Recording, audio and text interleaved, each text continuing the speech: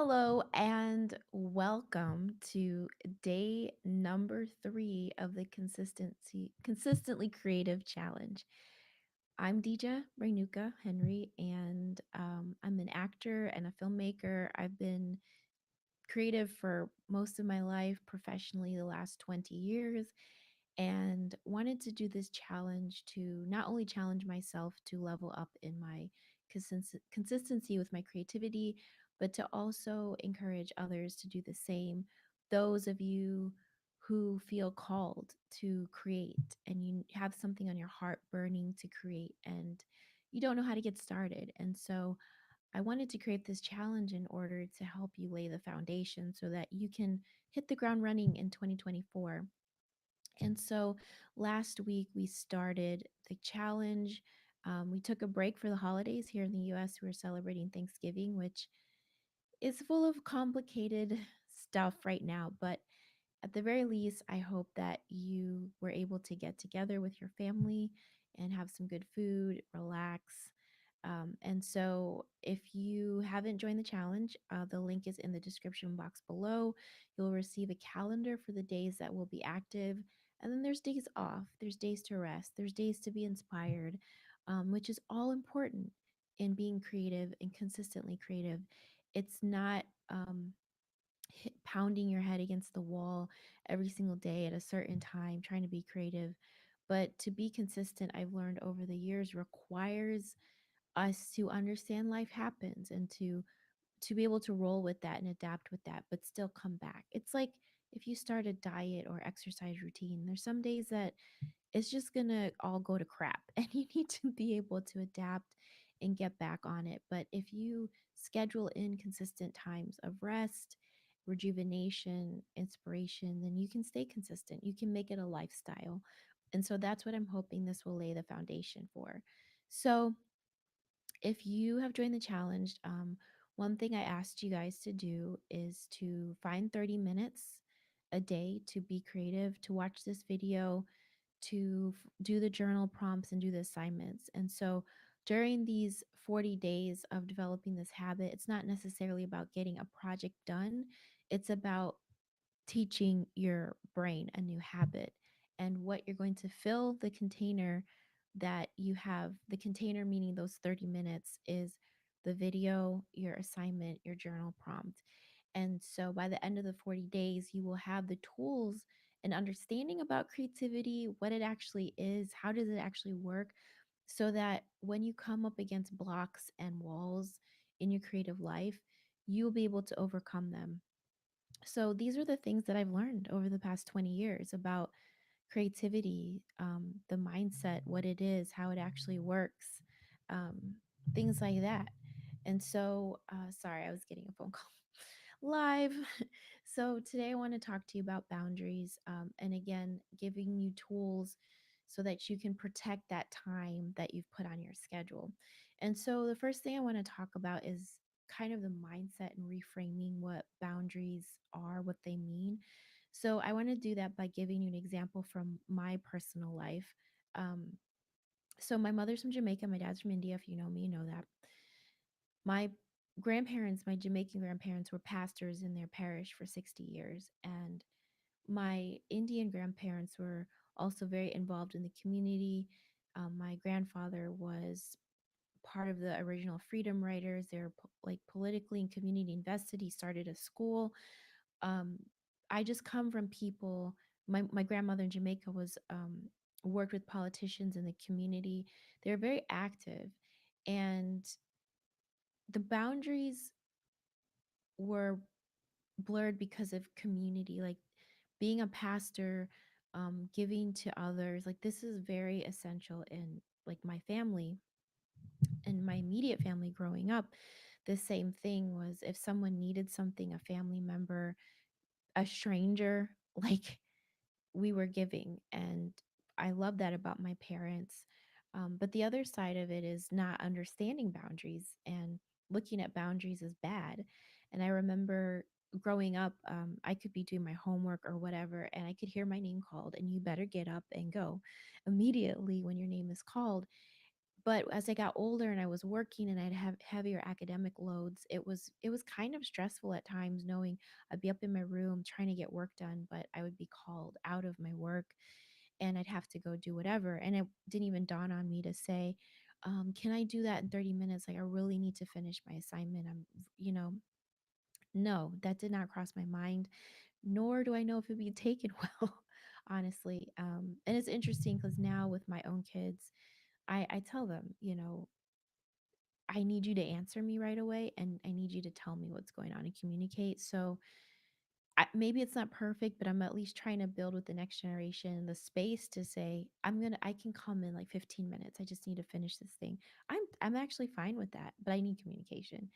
And so maybe you'll get better with the next generation. But it's I don't know if it's because I have an immigrant family or what, because community is so important in different parts of the world. It's a way of life. You're doing life together with other people.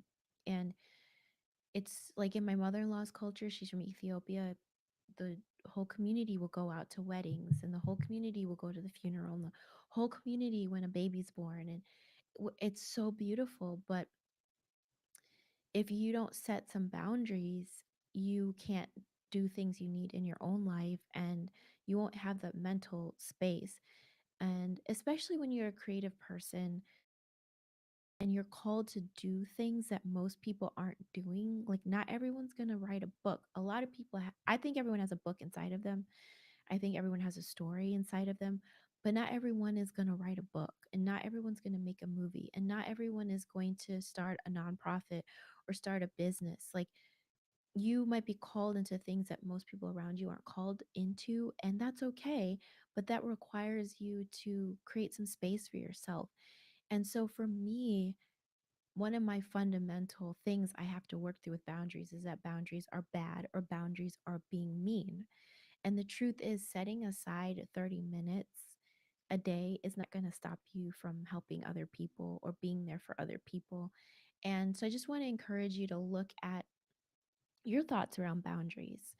Do you think that they're mean? Do you think that they're unnecessary?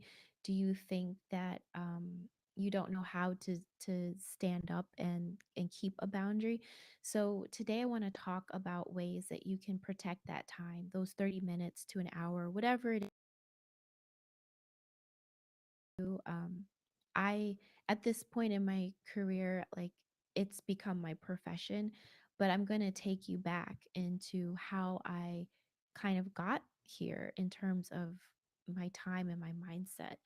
And so the first thing, I'm going to give you some tips about boundaries, and the first thing I want you to do is to choose a time that not only works for your energy and for you, but also protects you from the likelihood of being interrupted. For example, I used to get up earlier than my kids. I used to always feel like I was running behind, when they get up and I'm like running behind them all the time. Like I'm just not on top of it. And I decided to get up early so I could have time for myself and then like get their breakfast ready. So when they woke up, it was ready and I was kind of ahead of the day.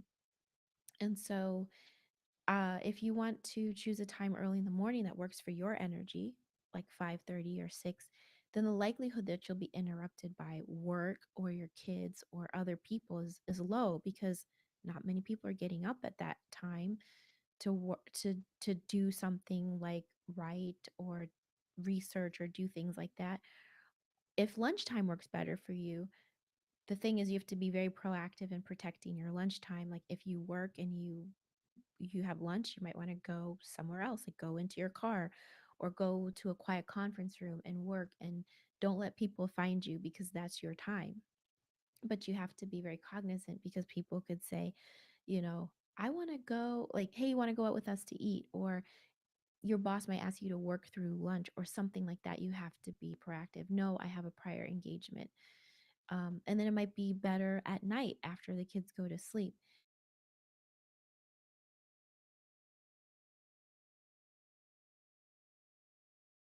Minutes, and however you want to say it, but this is really important to me, and I want to work on this for 30 minutes, and then we can go watch Netflix or hang out or whatever.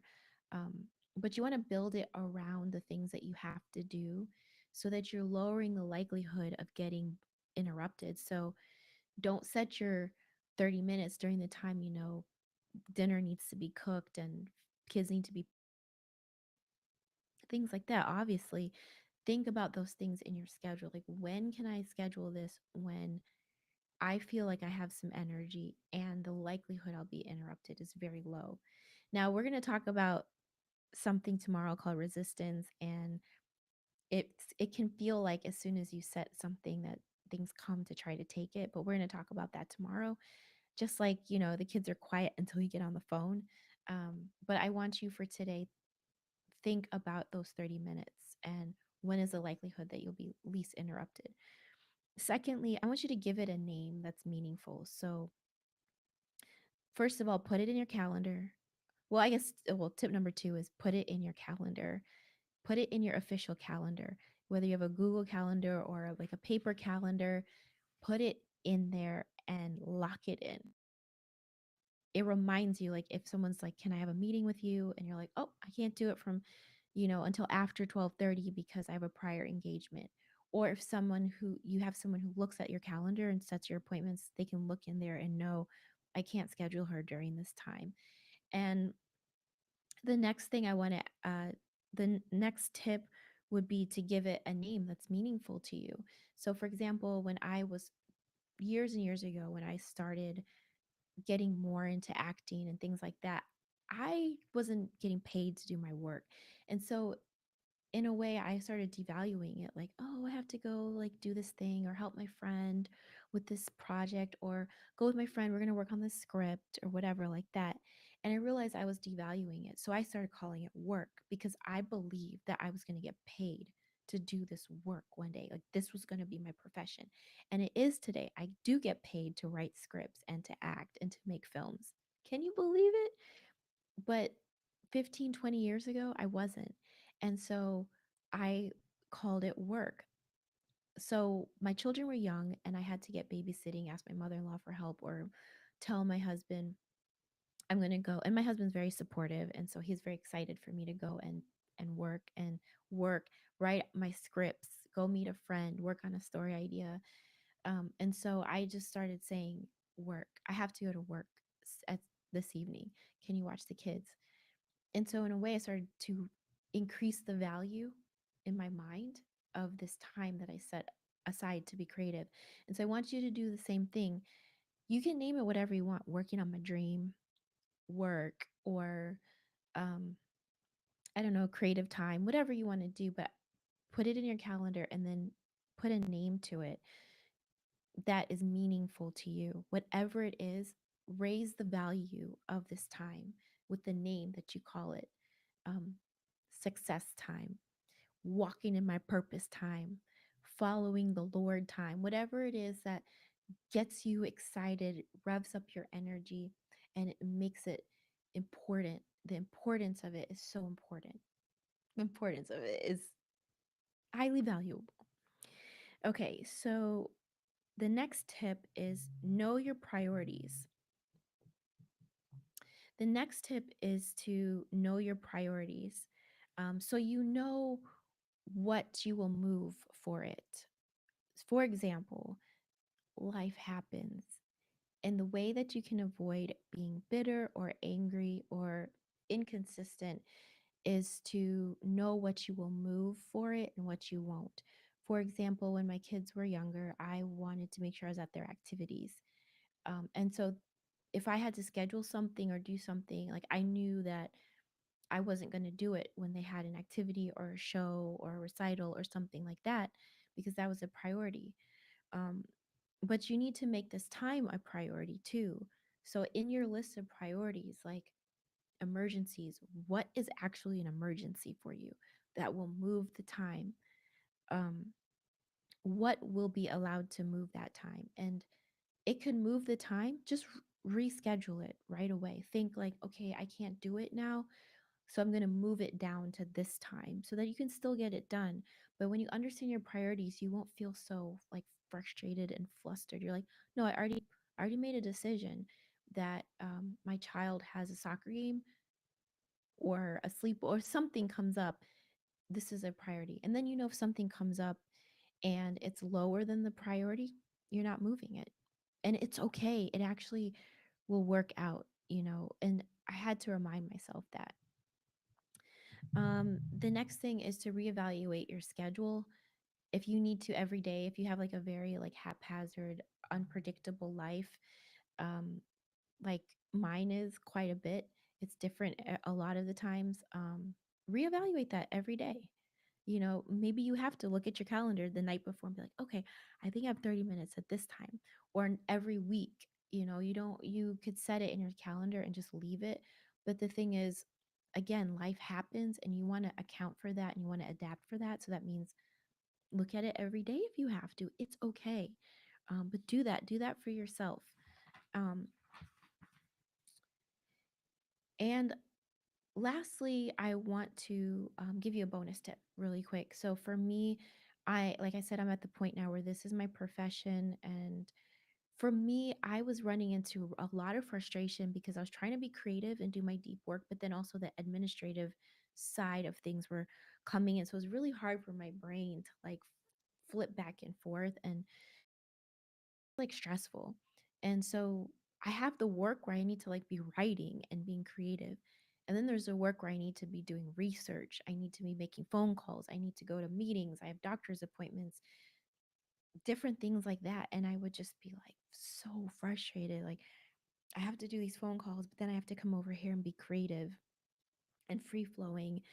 And I decided I need to split up my days. So for me, Monday, Wednesday, Friday are my like full on creative days where it's like dreaming, researching, letting my mind go, writing, taking notes. Like I needed that free flow. Tuesday and Thursdays are meetings and phone calls and admin and spreadsheets. And it helps me. So when people are like, want to get together, and I'm like, great, Tuesday and Thursdays during these times are my most best times. Sometimes if it's a very hard to connect with person, um I will be like, you know, and if these times don't work, let me know. And so I will change it around, but I've set my priorities. I understand I can have long stretches of being consistent, and it's okay once in a while where I have to switch things around, but I don't feel frustrated or like I'm out of control because I've set these times. So for you, if you need to, if it helps you, like you're writing a book and you have to have research days, and then you need to have writing days where you're just writing for an hour straight and you're not doing anything else. So like Tuesday is research and prepping for Wednesday when you know you're going to do an hour of writing. Thursday you're like maybe doing some editing. And one thing what I learned was really powerful was the editing part of your brain and the writing part of your brain are two different parts of your brain. And so, like, flipping back and forth to editing and writing is going to stop you from making progress. And so, when I understood that, when that feeling came up, like, I need to edit this, I need to fix this, I can make a decision like, do I need to just fix that spelling so I can move on? Or like, do I need to stop completely and like go back and fix some things?